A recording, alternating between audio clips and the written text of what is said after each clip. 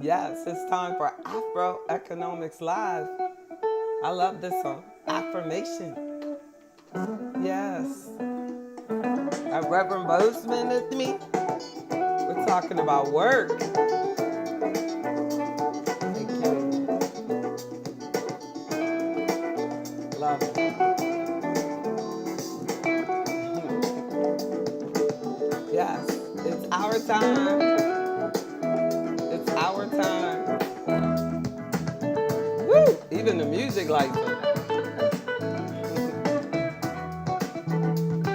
I hope y'all will talk a little bit more than you did on Monday when we were together. Because we got to talk about work. I've been an entrepreneur so long. Mostly because I wasn't really happy in corporate America either. But I tell you, they've done research, they did research. As a PhD student, I don't like making up stuff. There's too many people out there working hard doing research. So we got lots of data, and it has been collected, and it said like half of black people working are not happy. Yeah, the research was done by the Human Resource Company. The Human Resource Company said that 50% of the black people surveyed were not happy at work. What you think about that, Mr. Jones? You know, our girl, Miss Davis, we're sending our support out to her. She had a loss in her family of friends. A real close friend of hers passed unexpectedly. I hope she gets to come in tonight so we can share some love with her. Right, Miss Talia Farrow? That's like, we like to share love. Yes, we do. We like to share love.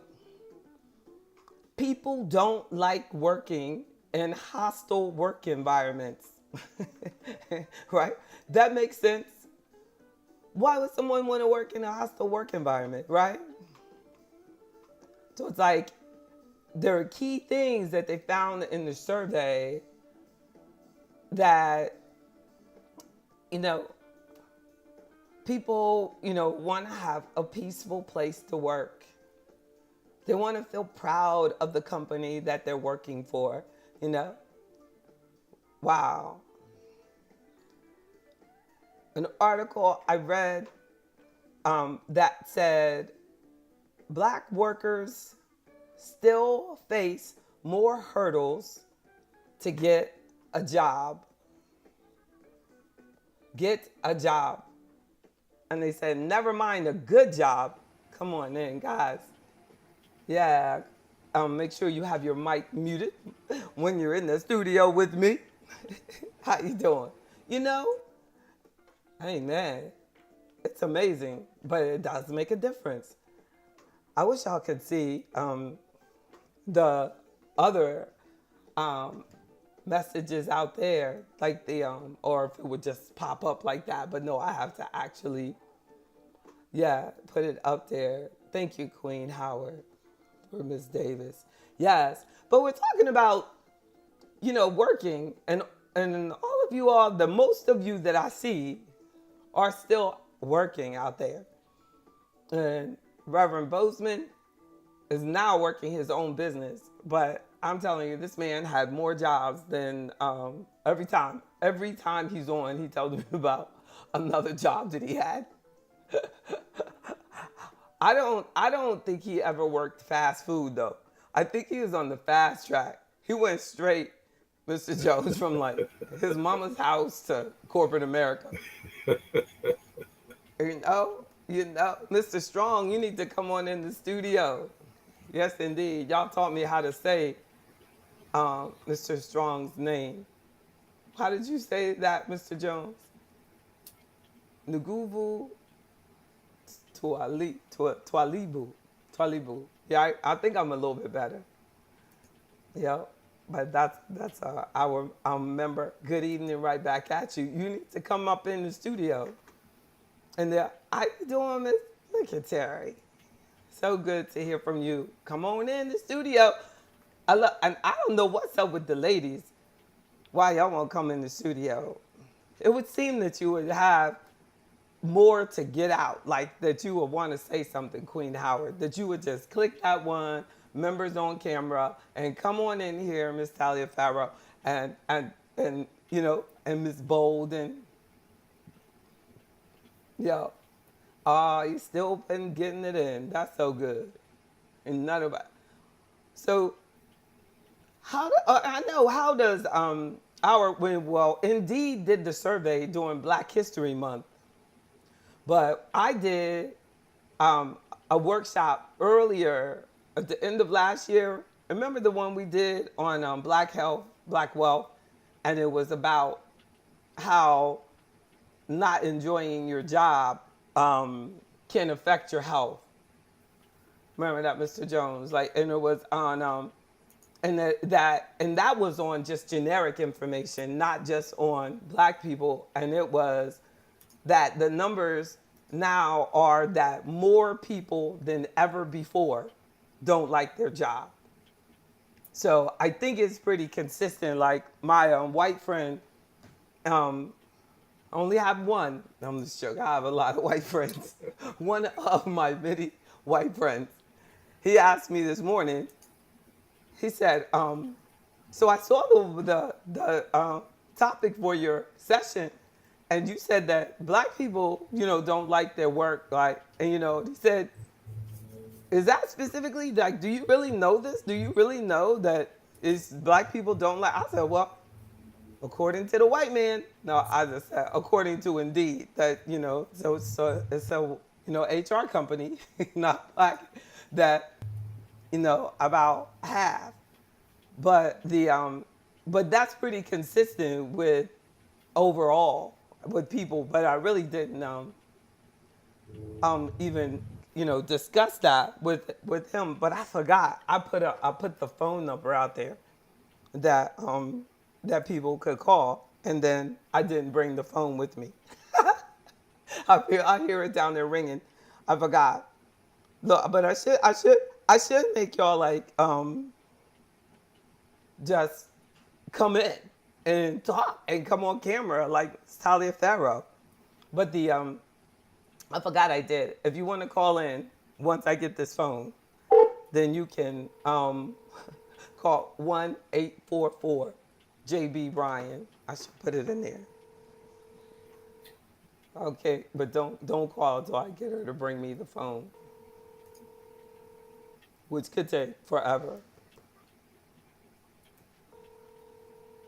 As she's talking, look, I can hear my child talking to someone else downstairs, but I can't pick it up because the headset is down there. Yeah. How can we be in the same house and she won't pick up the phone, but she's talking to someone else? But she just knows that it must not be me because you're in there working. And I just really don't want to yell in front of y'all. But when I get the phone, call that number. I should do it like this. Let's see.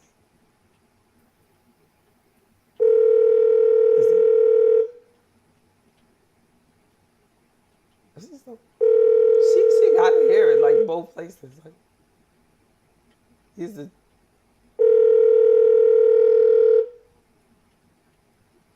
So, Aziza!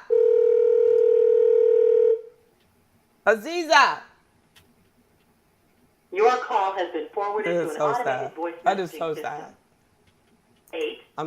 I can't go down there and get it. I'm not going to leave y'all. Aziza! Now y'all know her name. That means woman held in high esteem in the eyes of God. It is an Arabic name. Her mother named her. It means little girl will not answer phone when she grows up.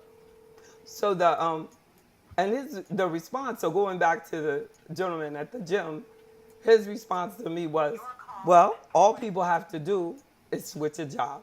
All they have to do is switch the job. Right. And I said, yeah, but things are a lot different, for us. They're just a lot different, and we don't feel that confident, which I found consistently that our people just don't feel that confident about just, because they're unhappy switching to another job. So um, the article said like that African American workers still face hurdles to get a job, never mind a good job. And this is more hurdles than their white counterparts. And they continue to face systemically higher unemployment rates, fewer job opportunities, lower pay, poorer benefits, and greater job instability. Now, that's, when I see him again, I really should refer to that because that's like, real for us. That, and even another discussion that we had was about a black worker is much less likely to have a job that has benefits. No. So that is a challenge for us. I'm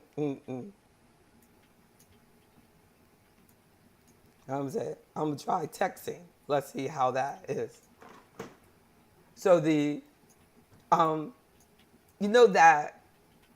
there has been a decline in the job market, and I have started to see us not have like as many like new or job changes or, people excited about, oh, I got this new job, I got this raise, that I was hearing, during the pandemic, we're not, and I believe that we're the leaders of the economy. Like it impacts changes in the economy, impact our community later. We're the leaders in it. Yeah, we feel it first. Yeah. And I think in economics, they would call it like economic leaders. I would say like if researchers were more in tune, I would say that they should spend more time seeing how the more economically challenged members, are impacted by things. Instead, they focus more on the corporate community. And it's about like corporate earnings and are corporate earnings up, and but often you can get corporate earnings to go up by cutting our jobs out. That's right. So so that might not like literally reflect what is about to happen.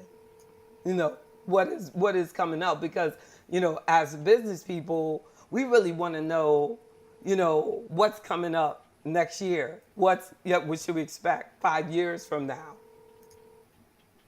How things are going to be down the road, because we want to, know like what should I do to prepare my business for that. Don't be like full steam ahead, just like with your family finances. If you feel like I don't like my job, I'm not sure if I'm going to continue to work there. Why would you be out buying a new car? Why would you be putting more on your credit card?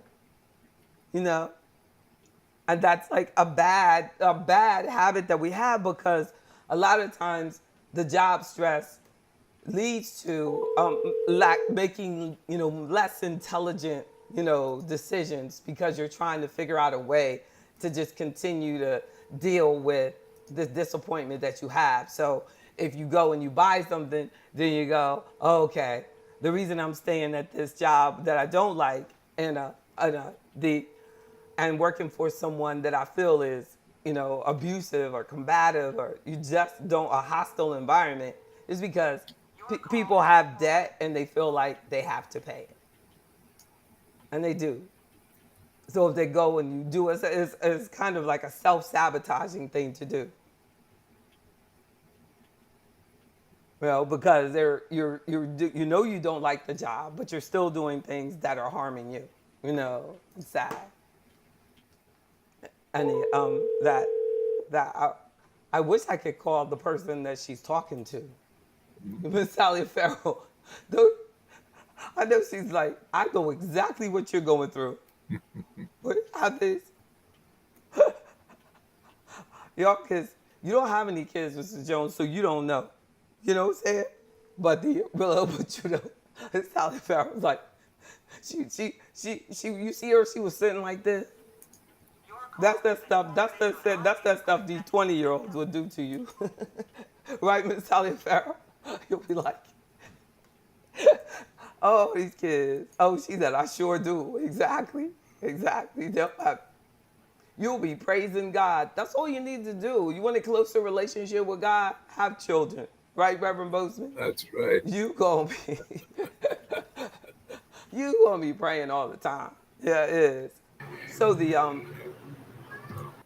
we you know that I think that I want to go into just sharing like some of these highlights of what was found in that research, and then I want us before I don't want to really like steal the thunder, but I do want us to think like, what is the thing that you think bothers us the most? Like, what do you think the survey said that we want most as Black people want most out of their job, and they're not getting it?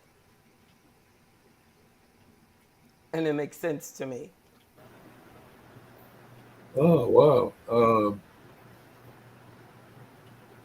Well, there's the frustration with seeing, as I witnessed many times, the frustration with seeing people who are less qualified moving ahead of you because they're white, and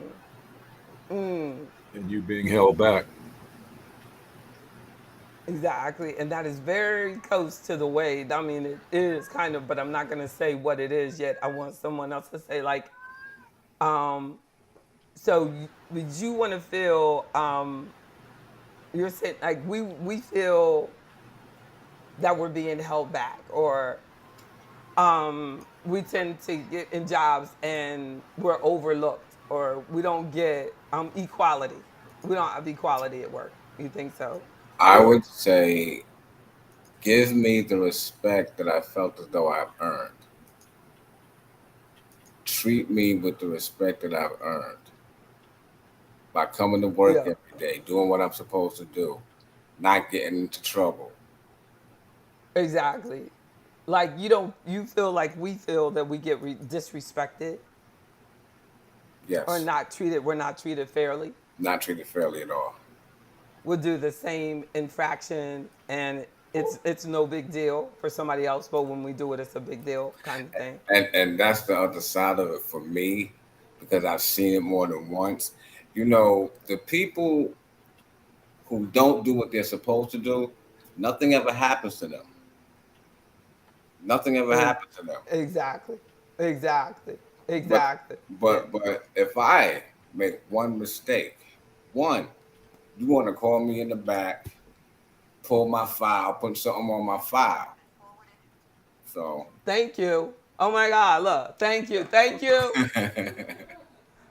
And she didn't even take me out of my misery. She just brings it. Like, oh my God. We yelled. I called you like 20 times. Yes, I even yelled your name in front of 1,000 people. Your government name. You know I was mad. So, oh, I didn't hear that. I'm so sorry. It's so sweet. That's so sweet. She is good. It's exactly like you think that we want to feel respected, you know, and not be like everything that we do is such a big deal, and then someone else can do the same thing, and it doesn't matter. Like, somebody not do the same thing, do worse. like, yeah, Worse. like you might Do a like whole lot worse. you run up on the curb and they run over somebody, like, you know, and Lord, It's so terrible. Yeah, and they Yeah. still have their job, Yeah. and they took a life. You blew a tire, and it's Not even taking a life. I wouldn't even take it to that extreme. I would say this. Jamie. Let me say this. Let me say not that this. that's funny, but it's like Lord. Let me say this. Like if you on a route, you're on a route, and you know you're supposed to have people on your bus. Why are you not in service? Oh, they be like, yeah, Why are you exactly. not in service? Well, they Why you not? needed to go to that Walgreens down there real quick, and then come right back up. And I get y'all later. Look, you had to pass all them ladies. They put not in service. During rush All hour. these people gonna be late During for rush hour. work. During But rush he's like, hour. look, exactly like, but Yeah. look, I need some cigarettes, and he's like, he going down there Me. to get. Yeah. Those people wait. You gotta get to work. You gonna wait. I ain't gotta worry about you. But I'm gonna tell you one thing. I need a soda right now, and they're going to get it. Isn't that something? That would be something. That would be something. If anybody else did it, that's a good example. They be fired. He said, but do you know how to lie as well as he does? No. It's a master at lying. It's like, look, see, exactly. See, if you don't really know how to lie on that kind of level, so he got like, look, Well, good my point. Good point. 'Cause I'm my a terrible liar. I'm a exactly. No, terrible that's liar. exactly. So You don't know what kind of lie they told, like to get away with that. yeah. And this is our rebuttal. They gonna get it. they gonna get it. They gonna get theirs. Isn't that something like we are so sweet? We're just the sweetest people. They gonna get theirs. I ain't had to worry about it. Yeah. The with let me see what Bernie said. Can't see what Bernie said. Bernie said lack of membership or guidance with respect. Yeah, performance demands. Unequal. Like a member was telling me today, that they have this new thing that if they lay you off, they don't, if they fire you, they don't really call it lay. They call it lay it off now. Right. And then if they weren't happy with you for the reason that they laid you off, then they'll shut the door and you can't ever come back to the company in any capacity. And it's like, that there, and then there's more and more performance demands put on people who are working from home than they can ever imagine. And I feel this is just my opinion, that working from home for black people is not a good idea. Like, let your supervisor work from home, but you don't want to work from home. Because you need to be seen. You need to be seen, because I'm telling you, they are eliminating people working from home like they don't matter. And then if you do go in, you better be so on point on a level that, and it's really sad. It is really sad. It is really sad. It is really sad. Because we don't have the connections to really be secure in a corporate environment. Like Bernice is saying here, we don't have the mentorship. Exactly. So if you get into that corporate environment, but you're not well connected because you've been working from home anyway, and you don't hang at that club that they go to, and you don't go to so and so, you know what I mean, to what they go to, and you didn't go to their high school, and you didn't go to, and it's highly unlikely that we did go to school with our boss. Yeah. It's all in who you know. All in who you know. And it really makes a big, big, big difference at work. At work. Who you know, that's who they hire, the most, especially when you're talking about the job that you really want, on upper level. It's going to be because you knew somebody. and they felt comfortable, because the higher you go up, even no matter where you are, but the higher you go up, it's about like you making them look good. That's it. Like, you got to be productive, somebody they can depend on, somebody's like, one member told me that her boss said, you don't ask for extra work enough. Not you come in late, those are the things we think like, oh, they go talk. But you should want to do way more. You should want, you know what I mean, to do. You should want to impress me. You got to bow. And then for us, there's no security in having a black supervisor. No, because they're living in fear. Yep. They're scared too because they don't have the connections. They're feeling, what did you call it? Imposter syndrome. Yeah. So they're scared you're going to make them look bad. Yeah. Oh my goodness. So you got to really accept, like we, are really at the mercy of God. I feel like that a major solution for everything is you should not live above your means. And if you're blessed enough to have 2 members of the household, live off just enough for one income. Don't live off both incomes so that you can really enjoy your life and not have to worry, that we're not going to have a place to live if one of us lose our job. No, and I think, too much. We're just, living way beyond our standard of living. So, and that's kind of like become the American way. Like, you pay off your debt, you get more debt. Pay off the debt, get more debt. Pay off the debt, get more debt.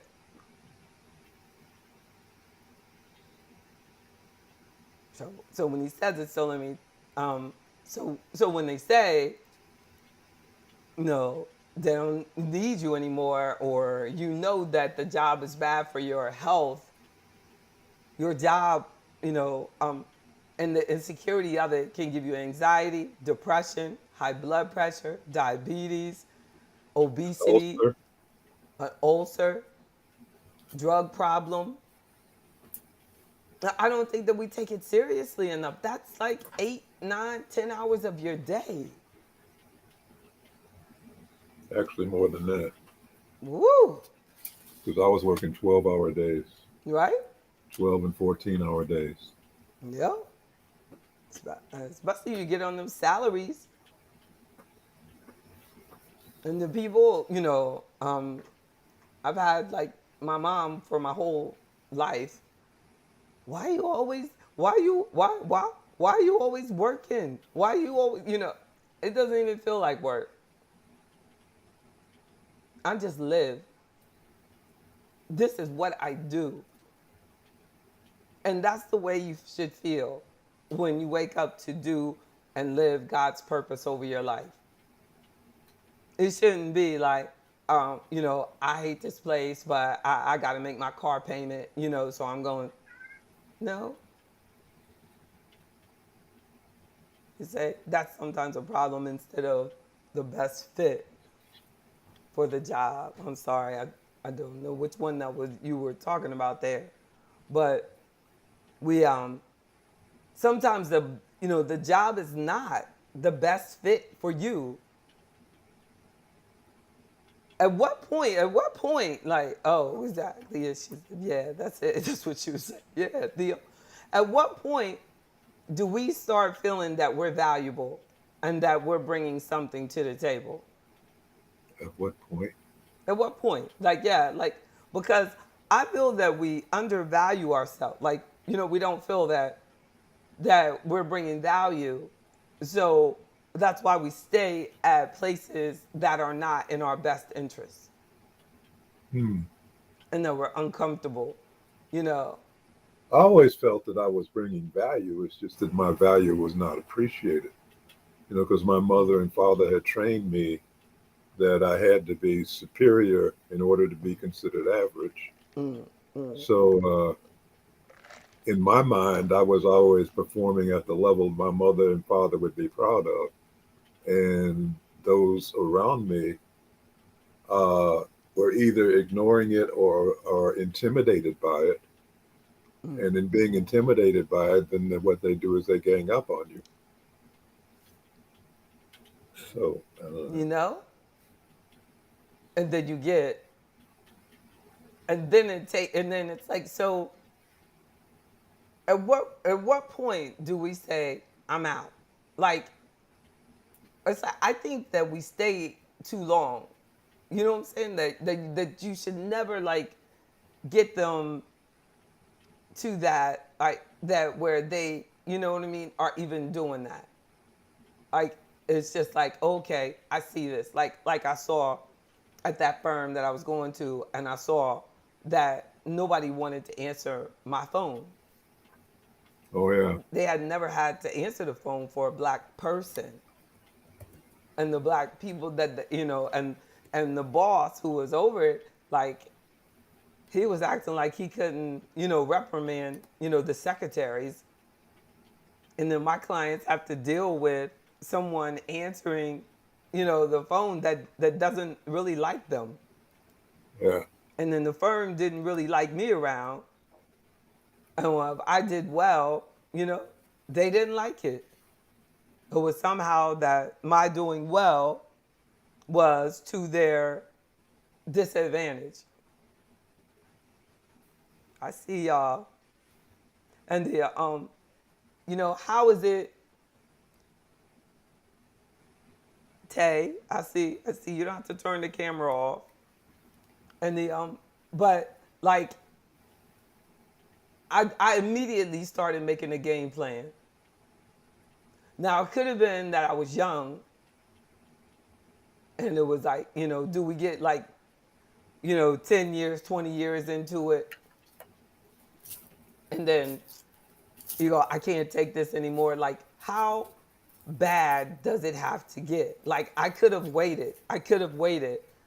But the way I figured it is that I have to make this move now, because if I wait till later, it will be more expensive for me to do that. And I was like, now I don't have any, Is that a golden it was handcuff? before she was born, and you know what I mean? I wouldn't have any golden handcuff because I didn't appreciate anything that they were offering at that point. But as you get older and you have kids and you buy stuff and you got all this, Yeah. but that was my logic. At the same time, there's people that are older that say, I can't leave because I'm older. You know what I'm saying? Or as they say, I can't leave because they're younger. I think it has to come down to valuing yourself. Like you said, like, oh, okay, well, I know I'm good, but then it's like, I know I'm good, but where's the black man to go? I'm doing something that most black men don't do. I'm in, advertising and this and that, and there's very few places, you know what I mean, that are gonna hire me. So it's like, we have that as a people, where it's like, it was easy for my white friend to say, when you're unhappy, just get another job. Yeah. Easy for him to say. Because he doesn't have all those hang-ups that we have. And we're like, dang, Oh, it's hang-ups. not only the This hangups is we real. have, It's real. Yeah, it's like it's the hangups they have as well. they have of us. Yeah. But but it's up to us to allow their hang-ups to become mine. It really is. It just totally, y'all know, it just really is. It is up to us to allow their issues to become ours. But you have to be willing to take the sacrifice. Like I tell college students when I'm asked, that I say, like, if you want to do what you want to do, dress like you want to dress, be who you want to be, then you got to start your own business. That's it. Period. You know, like, but if you want to fit in their environment, in their culture, and do their thing and help build that man's dream, then you gotta do what they do. No, and I just knew in corporate America it wasn't gonna work for me because on Fridays they'd have dress down Friday. It made no sense to me to see them little girls up in there, and there I was little too, and wearing them little ass Daisy Dukes to the office. Yeah. That's sick. And the men didn't do it. The men didn't do it. And I was like, I got to get out of here because if somebody look over here and think they going to see my brown booty, they might as well forget it. You ain't going to see it. Oh, my goodness. But that's what Fridays were. And you ain't seen no broker doing it. All of the secretaries doing that shit. Like, you know, broker still, I'm a broker.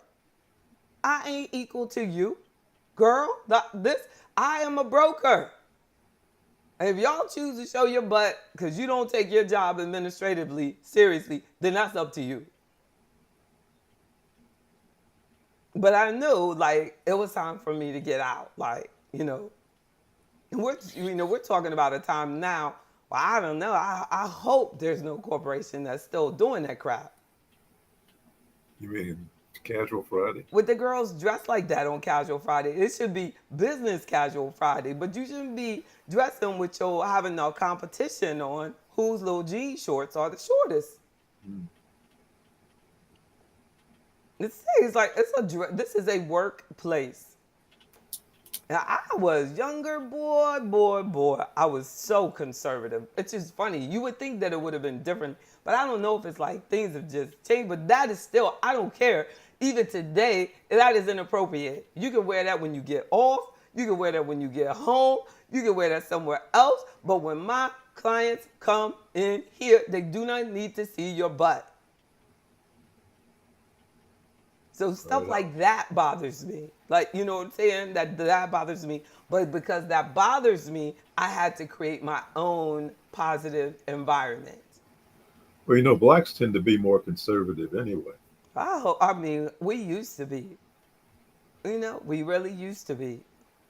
No, we have to we have to renew our commitment to excellence and that everything has a place.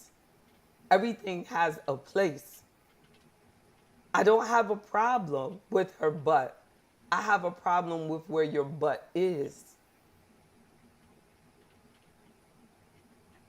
And they think, oh, you know me, so she couldn't say, no, no, you're not, you know, because I want to say that we're the same age. My butt is just as pretty as your butt. But I don't want to show my butt at work. And I don't want to see yours. And I don't want my client to have to be bothered with it either. It's condescending to all women out here trying to accomplish and make a difference. It is. My opinion, though. That's why I developed my business. But if I was in that environment, before you know it, maybe 5 years later, you see my brown butt showing it too. Fridays, big butt, just going, trying to fit in. You never know. A lot of people do that. You know, they just fit in. They just do whatever they got to do. Oh, when in Rome, do as Romans. I don't believe that. I'm the same person. No matter if I go to Rome, Italy, Africa, you know, Switzerland, I'm the same JB. But I feel that, you know, that I don't know how to give each of us that type of confidence. That you don't have to compromise your values for, you know, to have that job. And you should not have anything in your life that you feel that you have to compromise your value system in order to keep it.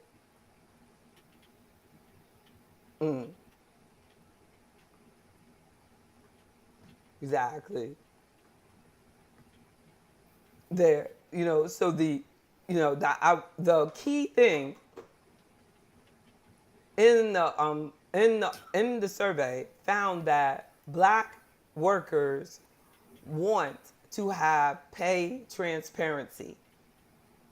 And look, a second thing, misalignment of personal values with company values. Exactly.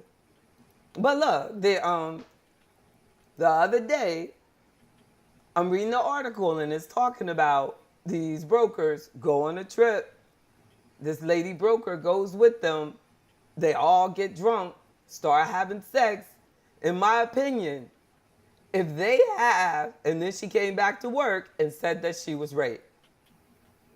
Now, in my opinion, if they have that casual Fridays and you're allowing people to dress any kind of way, because when they went to court, they saw the Texas sending back to each other. They were warming up before the trip. I don't even know if they were found guilty because she was flirting with them. And one of them might have said, Lord, your butt look good on Friday. I saw you on Friday. That is the culture that they created. I don't care, all of y'all are millionaires. Like, y'all are, I believe that the corporate is also liable because they should have changed rules so that the guys and the women are not even set in that type of situation, that type of temptation, that type of exposure. It shouldn't even have gone on. Because you never know how somebody interprets what you wear. Ms. Davis, I saw you in the studio. You just didn't turn your camera Miss on. Davis. She's like, Mr. Jones, I'm trying to come into the studio. Like he can get you in. He can't get you in. Girl, I'm at the door. No, I had just text. I just sent her a text. Oh. That was funny though. Exactly. Can't get you in the door. I'm at the door. It's my house and I'm screaming. And I'm mad because my child was bringing the phone. Never got the phone. And I thought about it earlier. I said, you better make sure you have that phone up there if you put that number out there. And then as soon as I came up here, and then nobody has called since then. Oh. Miss Johnson, if you out there, I would have been funny though. Miss Johnson, I would have been like, hello, you're on the air. Miss Johnson would have been like, oh, I was returning the call from Chelsea. Oh, we're on the air. Ask us about work. I've been retired, girl. Ain't nobody worry about that. Click. That would have been so funny. Tell Chelsea, call me tomorrow. You shouldn't have used this number. You so stupid. Click. That would have been so funny. Oh, Miss Johnson, don't talk like that. Yes, Miss Davis. Here she go. Turn your camera on. Treat you any kind of way. I don't know what's wrong with him. Ken is the one. Mr. Jones is the reason you couldn't get in. He's the one that has the key. Look at her. Poor thing. I don't know, but I'm telling you, your computer has you stuck with, look, that's what happens when you go to work. But she's on vacation this week. That is so funny, Weta. You are so frozen. Yes, we are. I was telling everybody about your family, your friend that's like family that passed away. I know, but you're frozen, and that's his life. So it was to pay transparency. Do you know? You all know what that is. That is like when they did the survey. It said that we want pay transparency. Right, because everybody else is making more. You want to see it. You want to see if they are. Exactly. What do you think it is, Ms. Talia Fire? What does pay transparency mean to you? Would that be important to you? Is it important to you? Say something. Oh, hi. Hi. I hear you. Yeah. To me, I think it should be that we should know what everybody makes. I mean, because if you work for the school system, you can go on that school board site. You can see how much the teachers are making, the school That's board right. members and whatnot. So it's all out there in black and white. So I think the other jobs too, you really should be able to see Like if you how much you're say 1 paid. year at this position, 2 years at this Hmm. position, or 1 to 3 years this pay for this position, or something like some sort Yes. of scale, no matter Yes. where you're working. Yep. Exactly. That's a good point. Yeah, because there are some wild discrepancies out there.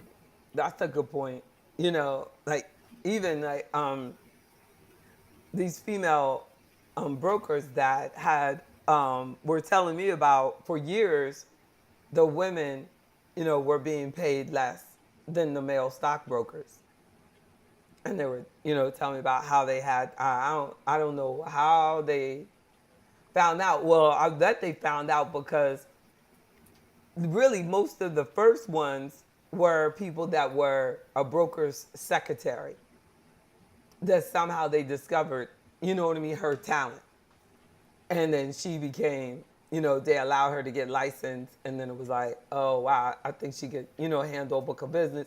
And then since she was probably handling all of his business, it was like, well, why did he get paid, this amount?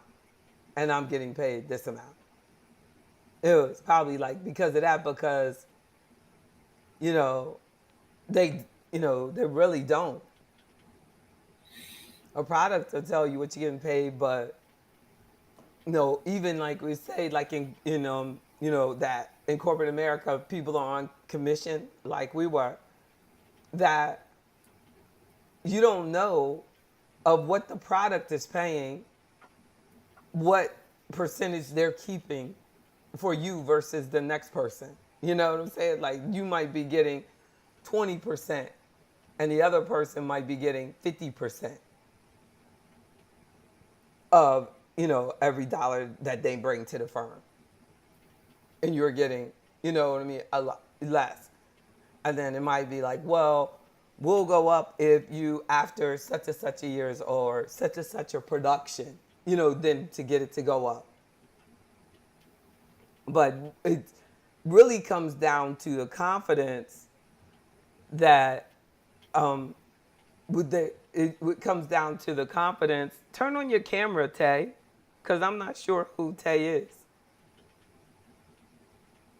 I thought I saw Mr. Peterson in there.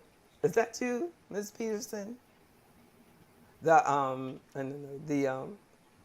does not like a strong no the it says someone said corporate America does not like a strong educated black woman. I know. I got you. What do y'all think about that? Oh, I thought it was you. But I saw you. I thought I saw someone else. But that's right. I'm glad you're here. And then I thought I saw your husband. But I thought that was y'all. But I didn't know that. I did not know that. Did y'all didn't know that she goes by Tay. Yeah. Now I know. I call you birthday mama. You got many names. She had a birthday. Say happy birthday, Tay. The and the but I definitely we have to really think about that. Does corporate America like a strong, educated black anything? No. No, no, no, no, no. You're out of your place. You're above your station. The and I think that like it might like you for a minute as long as it's winning. It might make you feel liked. Yeah, but it is only going to let you go but so far. Right. And I don't think corporate America can handle a strong, educated black woman that likes black people. and definitely hard for it to like a strong, educated black person that likes themselves and black people and white people, likes their people, appreciates their own people, you know, and likes people. They don't understand it. Mm, It mystifies them. You know, with yeah, the black universe is so foreign to them that they find yeah, it scary. yeah, yeah. And I think that we don't really get to just talk often enough. Like white people don't get the opportunity to really get to know us, and we don't really get the opportunity to really get to know them. But we do because You know, we know them better than they know us. I don't know, hope so.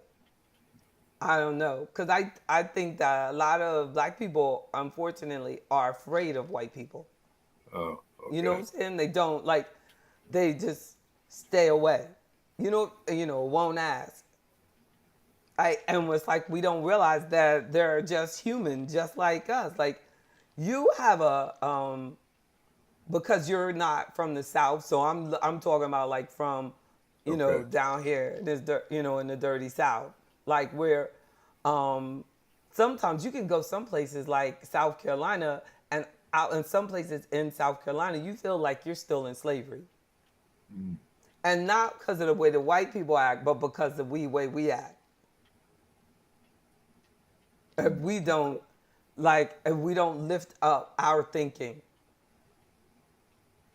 and lift up our confidence, and then because like I truly see when I ride past the street and I see black people sitting on a corner drinking, smoking, and it's a weekday, and they're not even thinking about doing anything productive.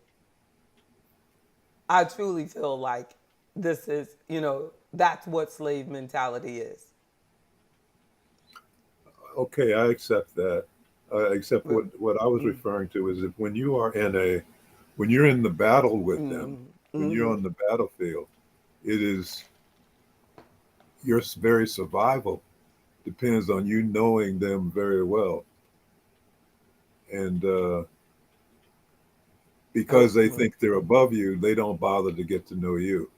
So mm. they can often be surprised when you come at them in a way that they're not expecting. Exactly. But when you say in the battle, you're saying like when we work together, Working correct? together, yeah, it's a So battle. that exactly, exactly. But it doesn't have to be. It doesn't have to be. If we just look at them as the humans that they are, like that this person is insecure, may not even have the same education or expertise, is afraid, they're having imposter syndrome. You know, like I believe that they have like huge amounts of insecurities. But we really feel like, oh, they're in this position, so they have like some sort of control over me, and that their opinion matters more than mine, and that it's really time for us to stop and give them a break. That, look, I know you're scared, and I know you don't really know what you're talking about, because I really don't know what they're talking about. Like, and that let me adjust myself, because I'm way too hype, like giving you way too much credit. I mean, you ain't gonna say that out loud, but I'm just saying like how we have to think it through. Because like when I have conversations with people, and I realize like what I asked the man at the service manager at the service department, like, then wouldn't this be more appropriate if she did this, this, this, this? And he said, how are you going to be condescending to me? I literally felt sorry for this 60-something-year-old white man. Like, he really, really felt that I was talking down to him. And he didn't know how many degrees I had, or you know what I mean, nothing, unless he was like Googling me or something. Like, I was asking him a question. I said, Mike, how could you take it that way? You know what's Literally, you Mike. know what's funny, JB? Uh, When you ask specifically white people a question and they don't know the answer, they get uh, very defensive. yeah, he think they forget exactly, because they feel like they have to. Many of them feel Right. like they have to be right, like they have to come through for you. They have to have an answer, and it is so empowering when you meet, or just delightful when you meet a white person that allows themselves to be human, and it's like, wow. I don't know. I don't know either. Let's find out together. Okay? Like, in the world, it's like the whole world opens up. And then you know how much, the whole world will be a better place. Yeah, okay. Hey, no problem. Who do you think I should talk to get this solved? There's this disabled young man, and his mother was given my name by an advocate, because the lawyer who settled his suit, the disabled young man was abused in school. So he got a settlement. And the lawyer, white lawyer, turned their money over to this white company, big white nonprofit, to set up the special needs trust, what I was just telling y'all about. Now, I know what the advocate who told them about me to talk to me, but I have volunteered to help this mother find out why her money is just the boy's money that he got from the negligence, and half of it the lawyer took. Why they are taking her money, taking the money, and they will not communicate with her, will not answer the phone. She's lost like 20% since the lawyer put it in there, and there's no evidence on her statements of what investment it is in. In the account, they have it at this bank, and the account is not even in this, child's name. It's in their name. So I go on Google and I find that it's like the Arc of Northern Virginia. I find it, and everybody's on there complaining about the same thing. Wow. I left the lady messages and messages. She won't call back. What if this child, you know what I mean? What the child is needing something, and the point of the money is they're supposed to be over there so that the child can get what they need. They're not calling me back. I told the mother, I said, don't worry, because I'm going to call her every day. Then I went on the Google and gave them a really bad recommendation. They still ain't called back. They don't care. When I called and I said, who do I talk to about this? So the person answering the phone didn't have the slightest idea. He starts getting loud with me. Well, if you're going to, I said, oh, wow, he's scared. He's scared. So I just calmed down. That's all we need to do now, really, is realize that they're scared. And a lot of them, are scared they're going to lose their job. They're scared that we're going to tell their, someone, about, they have to be perfect. They have to be perfect. Now, I'm telling you, if a person stays in corporate America too long, they will start thinking they have to be perfect. They get that same behavior. And they not white. They become black with that same problem, that they have to be right. Yeah, the lawyer is on the scam too. And we're thinking, there's something, wrong with us. You know what I'm saying? No.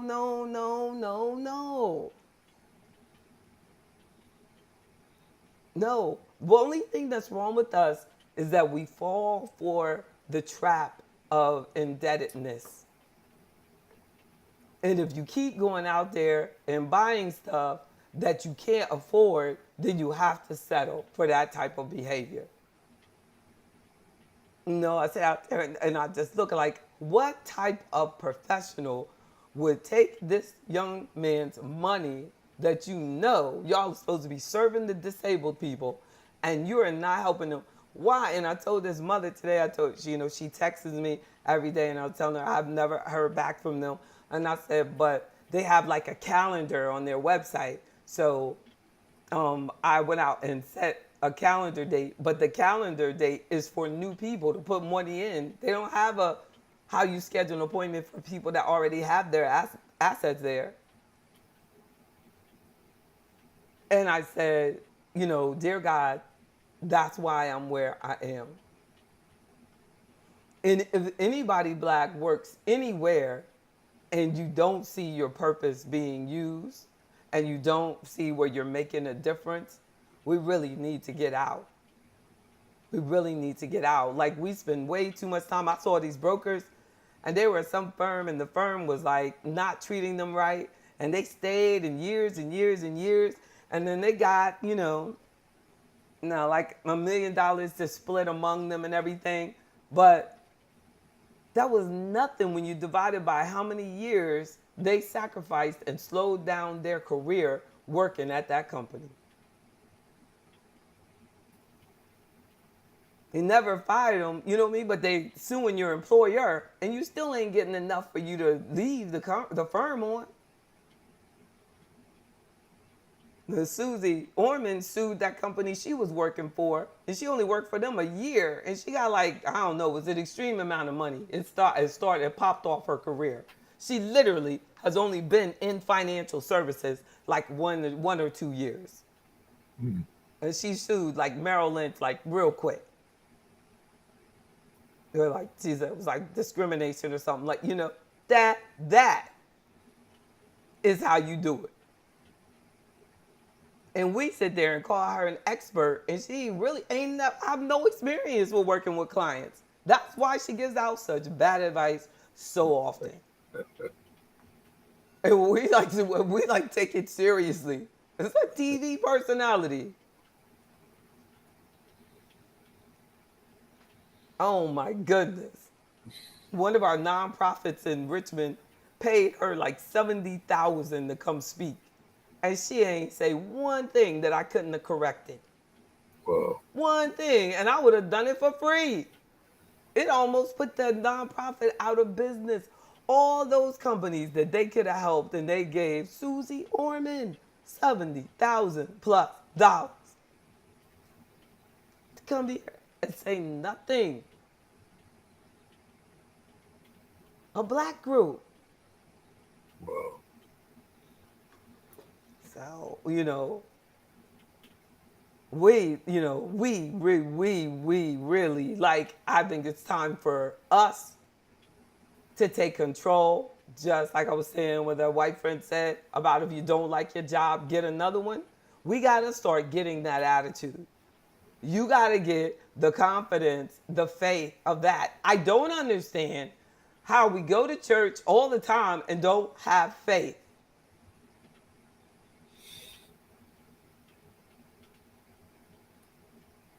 Well, faith don't pay no bills. Faith pays all the bills.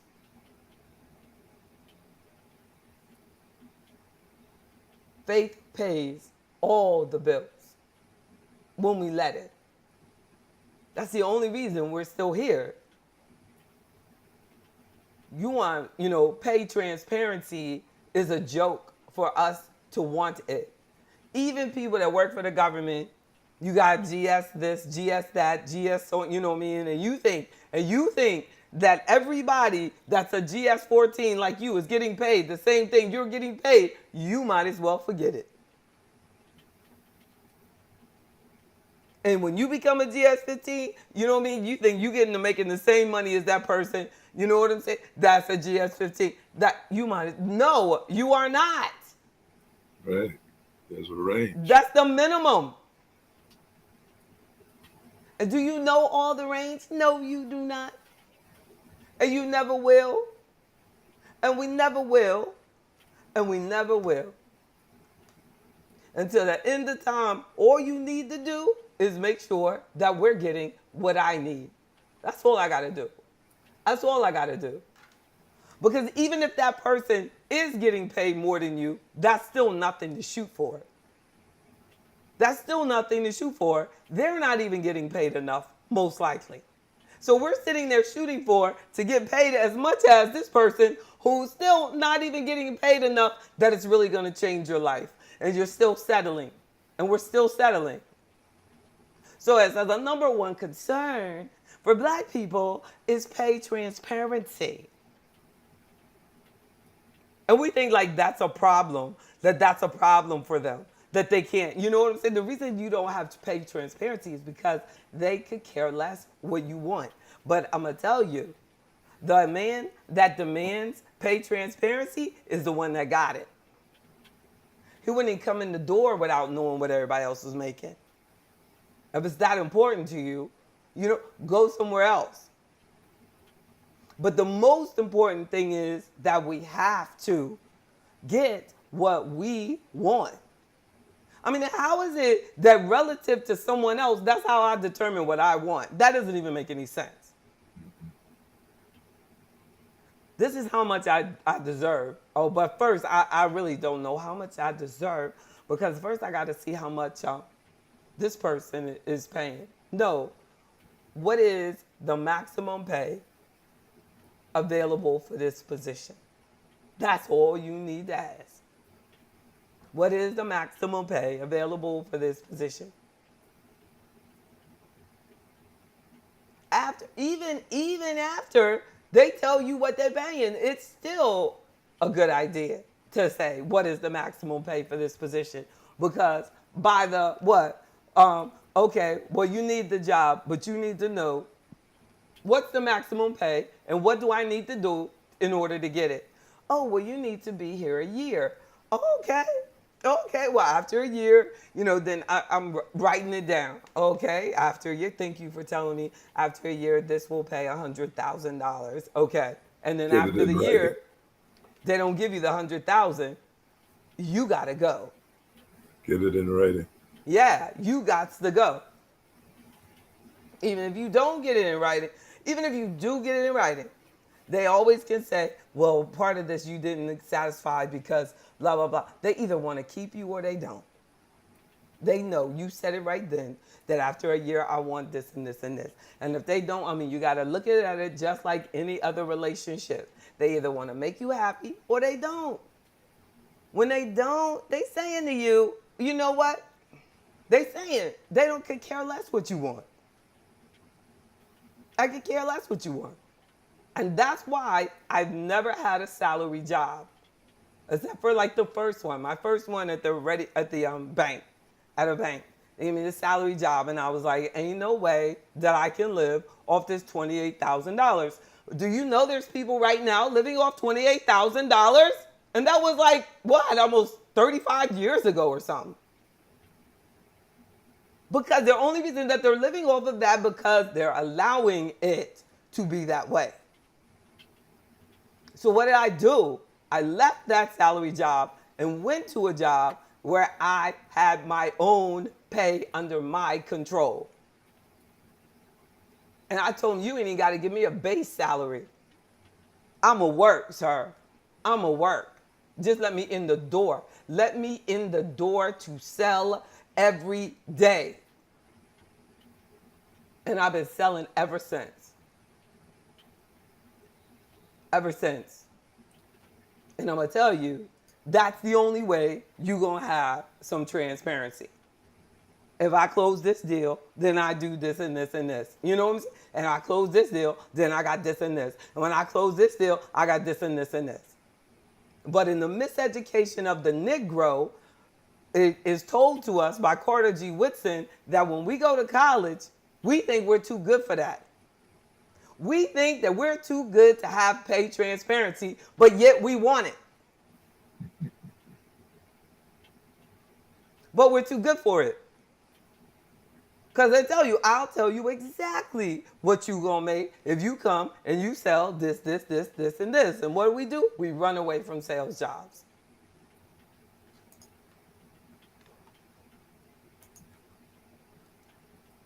His brother the other day, he was talking about he didn't like his job. I said, you have a great personality. You seriously should consider sales. Guess what he told me? I don't like sales. He said, people tell me that all the time. Oh, really? And he's not doing it yet. So the next week I see him and he said, you know what? I took another job. So I'm thinking, Lord, he's in sales, right? He said, look, I got a new job. They're paying me $2.50 more an hour. Oh my God. He was excited. This is not a long time ago.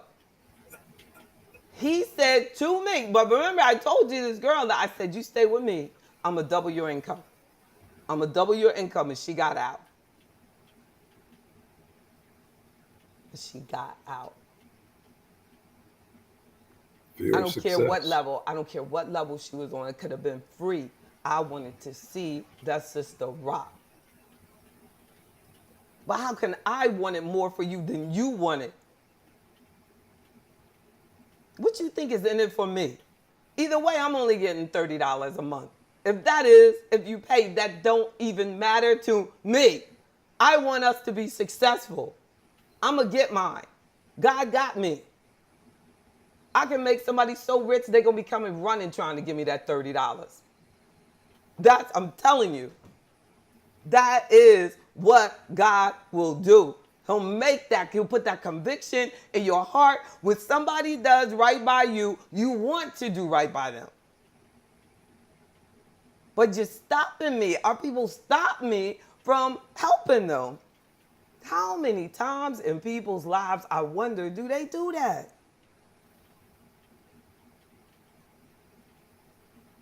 Lord, like my ex, I was paying all his bills. All his bills.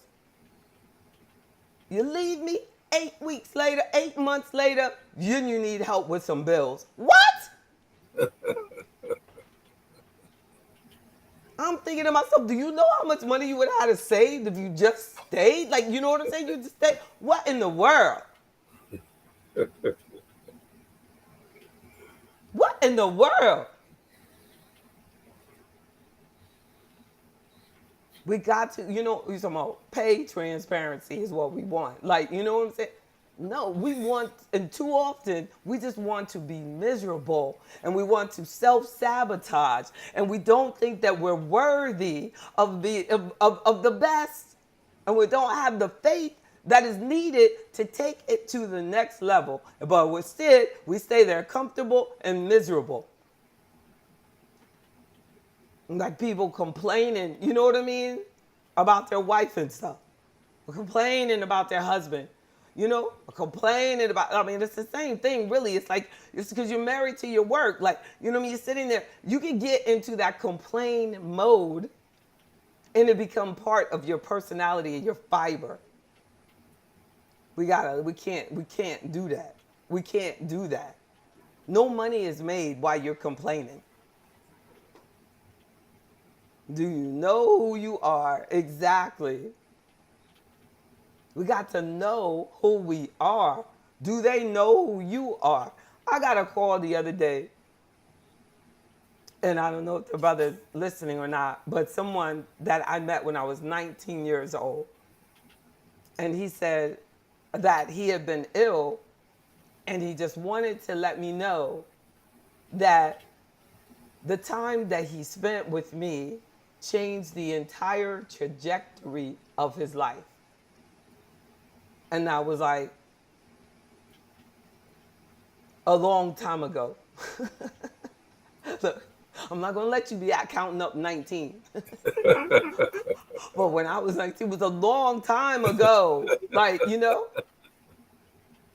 And then when he called and said that, like, that God must have told him to say it. So God wanted me to know, even though you know what I mean, no matter how these people treat you that don't appreciate you, we need to know, like Miss Talia Farrow said, you got to know who you are. And that's why God told him to call to ask, you know what I mean, to say, do you know that you changed the whole trajectory of my life? I wouldn't be who I am if it weren't that you believed in me when I did not believe in myself.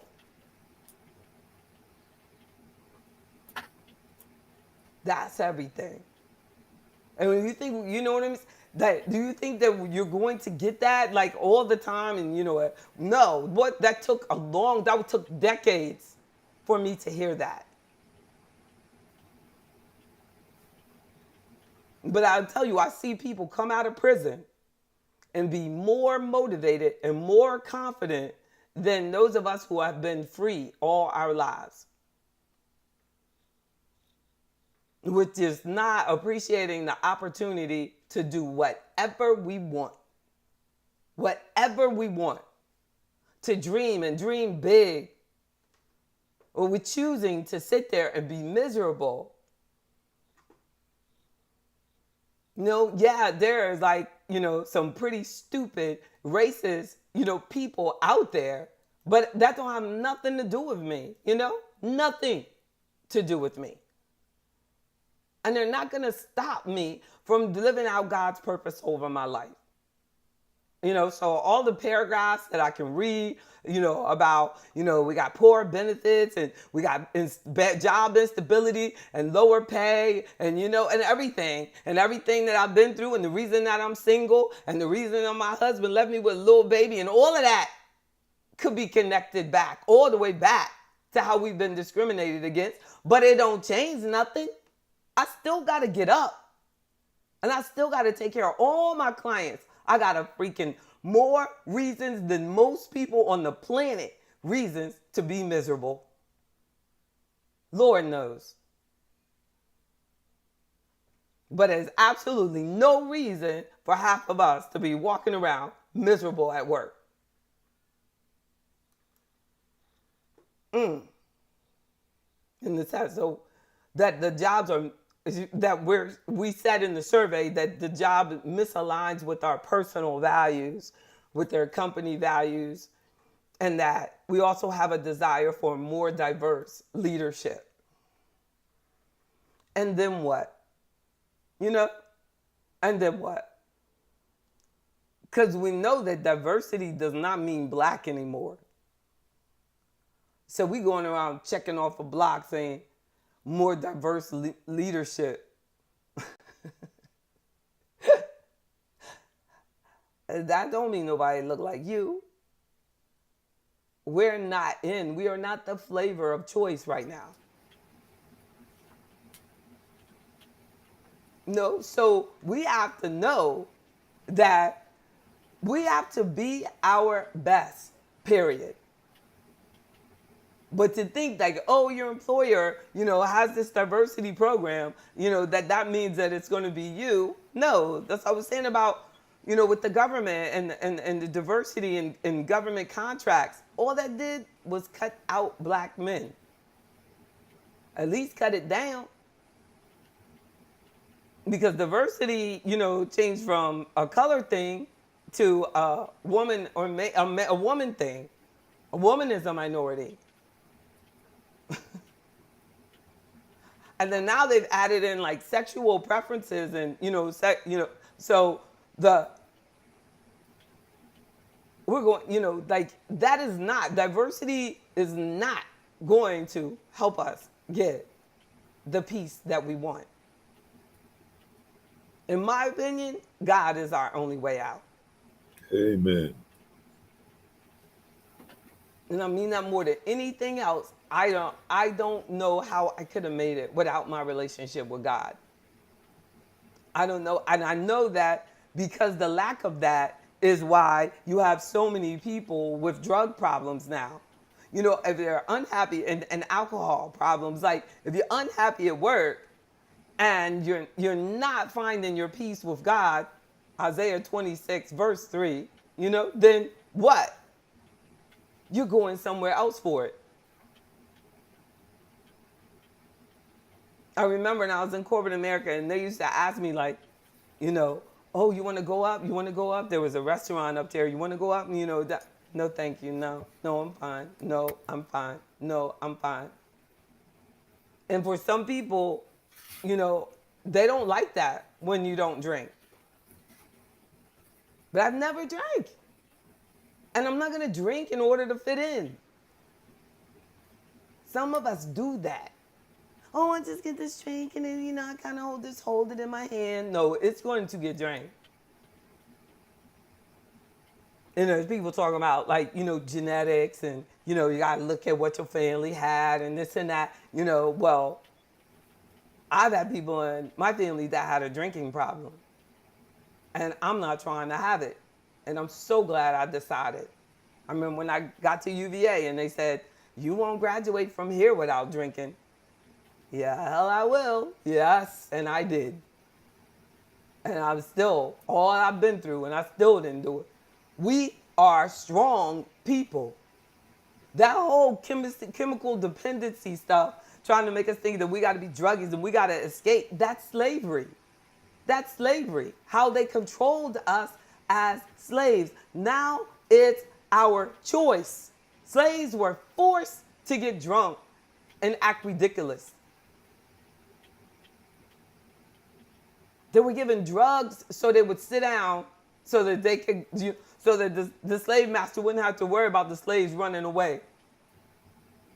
Now we're doing that to ourselves and we're not living up to our full capacity.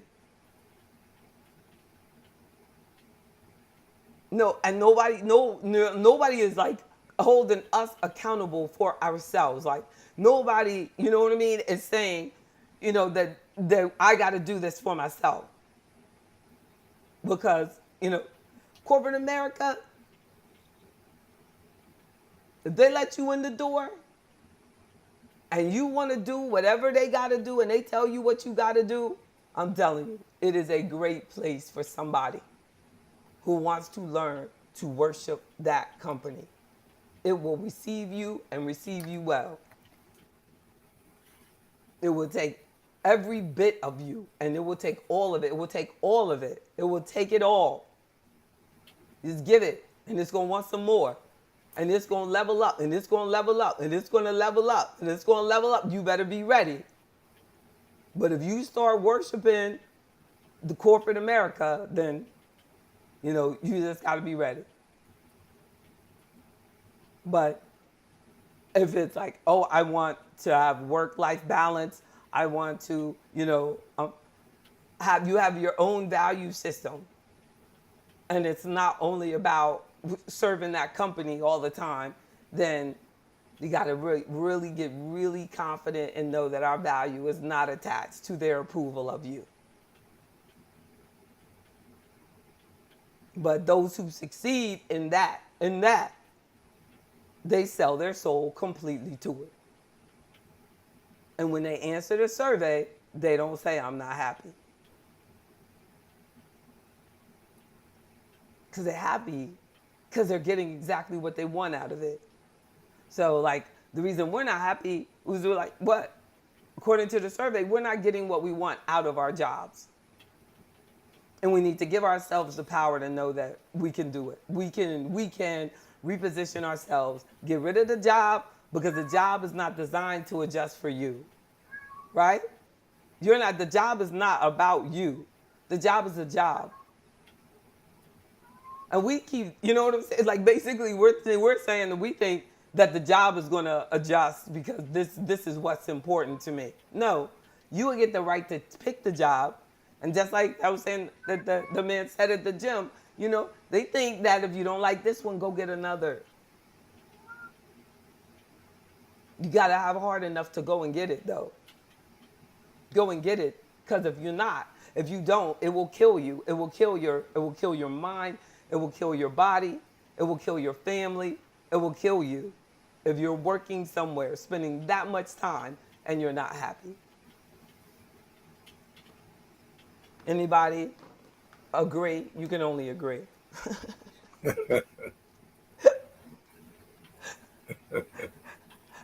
Exactly. I agree. It'll grab you. It'll suck you up. It will crush your soul. It will crush your soul. Exactly. You better fight back. But you got to make sure you know what you're fighting for, though. And then when you get out, it's like, oh, I'm glad, Mr. Banks. Like, we have to know, like, when you get out, like, what do you want? Because I'm telling you, entrepreneurship is way harder than corporate America. Way harder. Entrepreneurship will eat you up. You got to be able to work harder than you ever worked in your life and think all the time. I don't think that anybody that like is not disciplined can really be a really good entrepreneur. It's going to catch up with them. I think it's because I don't have, like, you know what I mean, these typical habits of destroying myself. Like a lot of people, like when they get stressed out, they go into self-destruct mode. And you cannot afford to do that as an entrepreneur. You can't overeat. You can't overdrink. You can't oversmoke. You can't oversex. You can't over anything. Or you're going under. You're going under. Think about it. Every time you've seen somebody, you know, that's gone under, gone out of business, you know what they do? They over something. They're over something toxic. Over debt. Overspent. You know what I'm saying? Over, you know, the discipline is what makes it work. Like, it's everything, right? No, but are you feeling me on that? Are you feeling me on that? That, you know, that discipline. That I'm not gonna, you know, kill myself. I'm not gonna, you know, just sit here and after I, you know, leave the office, that I gotta go down there and do all this, you know, networking when you know you need to go to sleep so that you can go down there and get to the gym in the morning. Yes. But we just need to, you know, just re-energize. Take our lives back. No, that ain't cool that we don't like what we're doing. And don't get caught up in this materialism crap that, you know, will make you feel like you have to sit there and take that stuff. There's a court case going on right now, and this black man is caught up all in it. They killed the baby. They had a little baby, and the baby dies. And they killed the baby. The baby dies, and they put the baby in the cabinet. And the wife testifies yesterday, and she has immunity because she's saying that her husband was so abusive. Was so abusive that she couldn't leave, I guess. But she's the only one in the house that was making money. And I thought to myself, if it was the other way around, then maybe that would make more sense to me. Like that, you know. But she's saying, I was making all the money. He was keeping the child. I came home because he said that the child was sick. The child was sick. And I don't know, you know, the baby passed out again. She said, but she said on the thing, on the news, it said that she said, but the child passed out all the time. This lady has a doctorate. She is a pharmacist. This guy, look, you know, I don't know what he majored in, but he was a basketball player. And they met at University of Richmond. But he doesn't have a medical background. He was keeping his sons at home. She was the primary house. She was the only breadwinner. She was paying all his bills. The man was mentally, physically, spiritually, financially dependent on her. Now, if that was that way, then, you know, we might believe that she was, but she said she didn't call for help for her child because she was afraid of him. She did not. So when the baby stopped stinking in the cabinet, she said she went and they said, the baby's stinking. Let's put it in the freezer. And she said the brother that worked for her,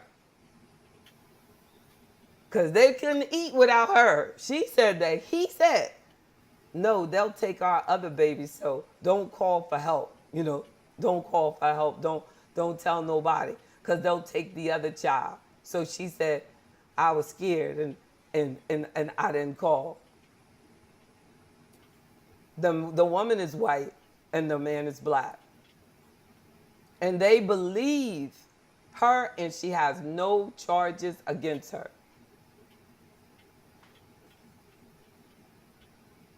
So she's just a witness against him. And I'm like, that is one of the most disappointing, gross, fake things I've ever heard in my life. So no matter what this woman is saying, no matter what I make, no matter how much money, you going out of the house basically is a waste of time because you can't make sure that your child is safe. And all the money coming in the house is yours. I don't believe. Because she could have left and took her kids any day. She's saying, no, because he wouldn't let me drive. But that was, you know what I mean? I'd believe it if there weren't Uber. I believe it if she didn't go to work every day and could just dial 911. But I'm going to tell you, that is an example of how messed up your mind can be if you let it. I'm just going to say maybe, you know, by some freak, this woman is telling the truth. That she's making all the money, but I still feel that I'm stuck and I can't make sure that my child is okay. How many people out there feel like that when they go to work? Like, you know what I mean? You're making the money. You're making this money. But you feel so stuck that you can't take care of yourself.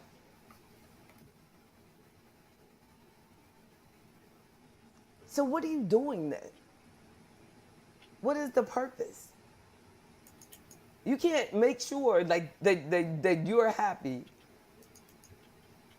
Then I don't understand, you know, what is the purpose of going there?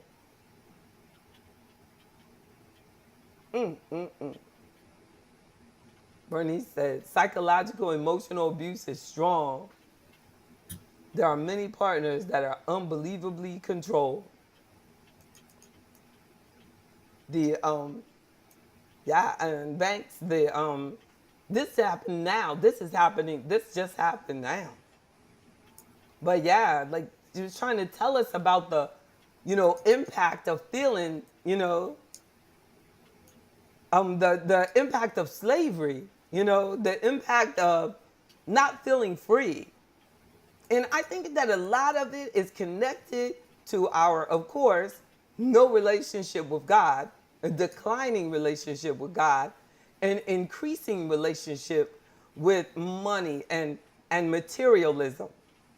That we get to the point, like, because if I was really into, the money and the materialism, then when that call came with the lady wanting to tell me about her son, I wouldn't even take the call. Because I'd be like, how many assets y'all got? Well, y'all ain't got that much. Or, I can't do that. I mean, it's time. Time is money. Money is time. This and that. And people love that. They really get off on that. They think that that's how an entrepreneur is supposed to be. In our community, that it doesn't matter what you do. It doesn't matter your commitment. You know what I'm saying? It doesn't matter that you do good business. That, you know what I'm saying? Like that is us taking away our own freedom. When that lady started telling me that story, I was like, I'm so glad for this opportunity to help you. She says, thank you so much. The blessing is mine. The blessing is mine to be able to make a difference in someone's life in a real way. Literally, that's the blessing is mine.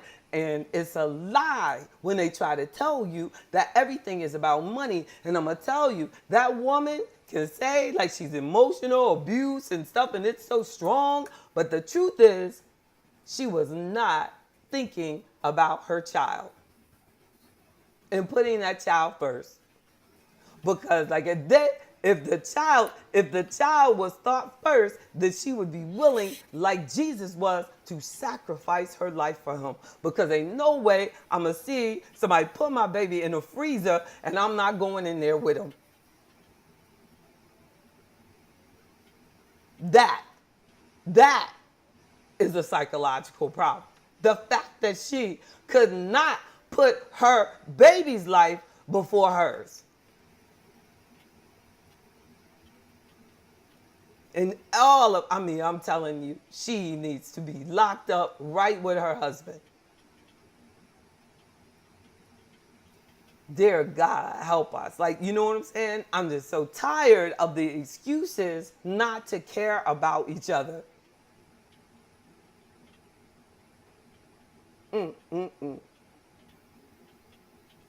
Kids come first. Our kids come first. I mean, and look at so many people, like, they might not be putting them into the freezer, but a lot of people in our community are definitely not taking care of their kids.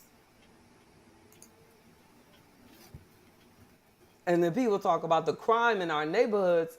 The crime in our neighborhoods start at home. And they got to stop making these excuses for what we're not doing. You know what I mean? No more excuses.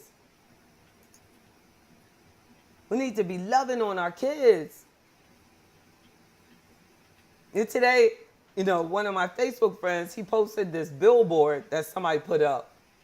And the billboard had a graduation picture, and then it had a brother with his pants hanging down on the other one. And it was like, choose this, not this, And I said, that's very condescending to the young black men. When would you ever ride down the street and see a graduation picture of a white young man and on the other side have a whole bunch of tattoos? Like, you know how they like the sleeves and everything? You know what I'm saying? And have this, not this. Or have a sister up there and have a graduation picture, but then put a teenage little black girl and the kids, like the baby's hanging on her breasts and stuff. You know what I mean? And say, this, not this. What is the difference between that and what they did to the young black men by doing that? But it's so disgusting. If you did it the other way, people would get mad if they did that about those white guys. And they would say, I got the freedom to do whatever I want to do with my arm and my tats. And I told him, I said, and brothers feel the same way about their pants. They should be able to wear their pants any kind of way that they want. And the only thing that's going to pull the pants up is love, not trying to hurt their feelings. That is so disrespectful. And I see so many black men attacking young black men about that. They're expressing themselves. And in the 70s and the 80s, all of them got different times of different ways of expressing. And like in the 70s with the afro comb, and a black man wasn't even supposed to have an afro. And then the afro couldn't be too big. And then the afro got to be small. But they can't remember that. And the afro was looked at just as disgusting as the pants hanging off your butt. But we are all on those young people about their pants. You know what I'm saying? When that's their expression. And I don't care what you think it is. That's their expression. They have the right to wear their pants. You walk the other way. Until we give everybody, including black men, the right to be who they are, how in the hell is anything going to change? Nothing is going to change until we learn to respect our men. And our men will learn to respect themselves. Until then, everything is going to be bad for us. Everything is going to be hard. Everything is going to be hard.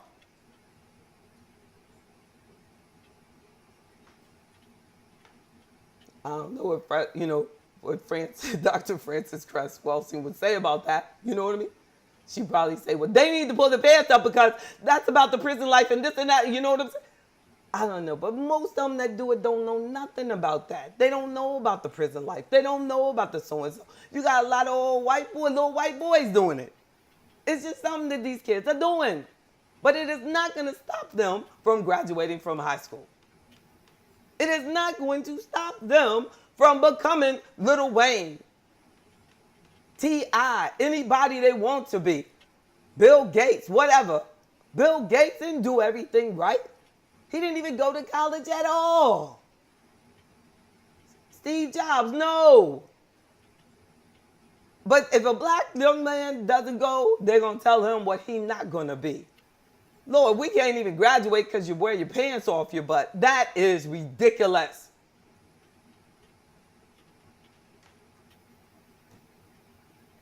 We got to stop beating each other down.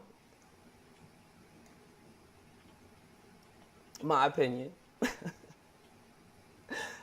I love y'all. Love you too. You know, love y'all. Love you back, JB. Love you. Love you so much. Luke 2. It would be better for him to have a millstone hung around his neck and to be thrown into the sea than to cause one of these little ones to stumble. Ain't that the truth?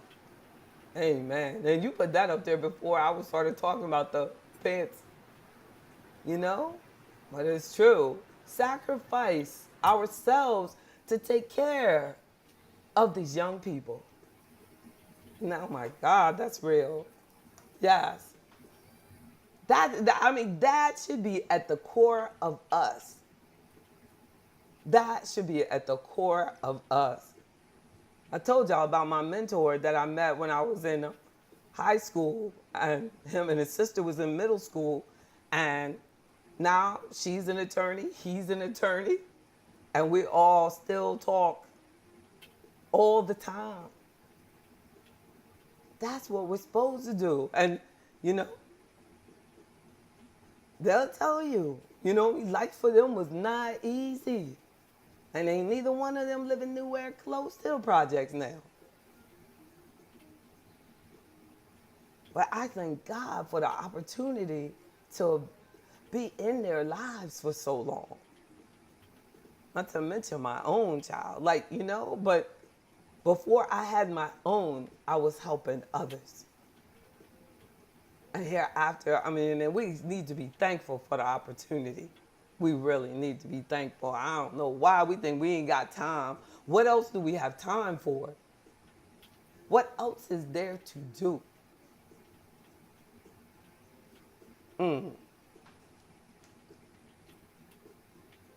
Like, kill yourself before you hurt a young person. The truth. Love you right back. Love you right back. Mr. Jefferson being quiet tonight. Thank you, Mr. Banks. I appreciate y'all. All right. I'll be checking on y'all soon. Okay. Okay, now. Bye-bye. Love you. I love you more than that. Thank you so much. I'm in every bit of it. Right. Have a good night. Up, up, up, up. Yeah.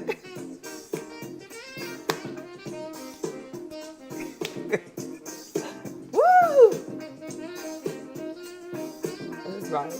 Oh, thank you. Good night, good night, good night. Yes, indeed.